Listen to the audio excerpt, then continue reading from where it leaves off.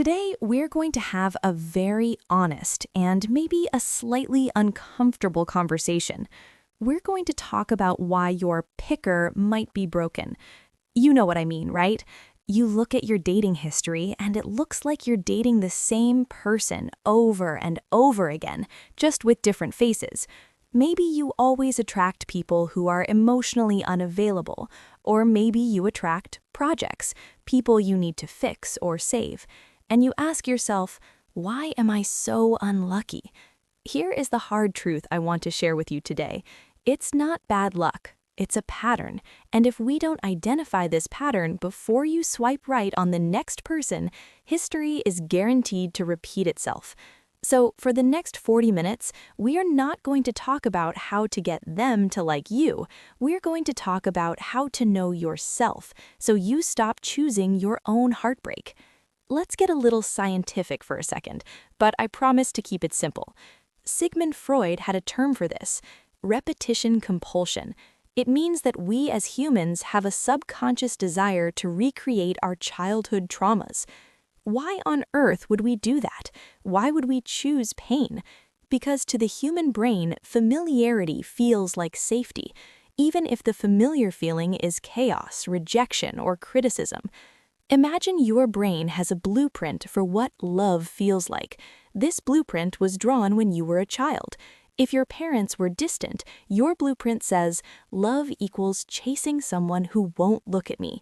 If your parents were critical, your blueprint says, love equals trying to prove I am good enough. So when you meet a nice, stable, secure person, you feel bored. You say, there's no spark. But actually, there's just no trauma.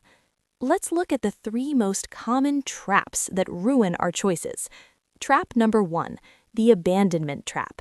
If you have this, you are terrified of being left alone. Ironically, you are attracted to people who are inconsistent. They text you back instantly one day and ghost you the next. That anxiety you feel, you mistake it for passion. Trap number 2, the defectiveness trap. Deep down, you feel unlovable, so you choose partners who treat you poorly because it validates what you already think about yourself. Trap number 3, the self-sacrifice trap, or the savior complex. You want to be the hero. You find someone who is broken. Maybe they have addiction issues, or they can't hold a job. You think, I can fix him, I can heal her. But a relationship is not a rehabilitation center. So how do we break the cycle? How do we choose differently? I want you to do 2 things before your next date. First, redefine the spark. In Hollywood movies, the spark is fireworks, heart racing, butterflies. In psychology, intense immediate chemistry is often schema chemistry. It's your trauma recognizing their trauma. Real love is a slow burn. It feels calm. It feels safe. If you meet someone and you feel anxious and obsessed immediately, that is a red flag, not a soulmate. Second, make your lists. Write down the red list. What are the traits of your exes? Did they all make you wait? Were they all critical? Put those on your do not fly list. Then write your green list. Not superficial things like tall and dark. Write character traits: reliable, kind, communicative. To wrap this up, I want you to remember this: you cannot build a healthy future on the foundation of an unresolved past. Take your time. Get to know your patterns. Don't look for someone to complete you. Look for someone who complements the work you've already done on yourself. It's better to be single and building your own life than to be in a relationship fighting the same old demons. Now, there is one major trap we didn't cover today, and it's the biggest one of all.